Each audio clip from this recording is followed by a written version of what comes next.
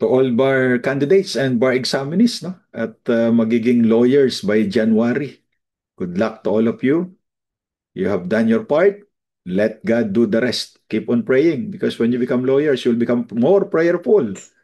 So in everything that you do, keep your composure, do not overthink, and think of happy thoughts. Eh? At huwag mag-iiwan ng blanco. Be consistent with your answer and trust that you can do it. Do not entertain any doubts.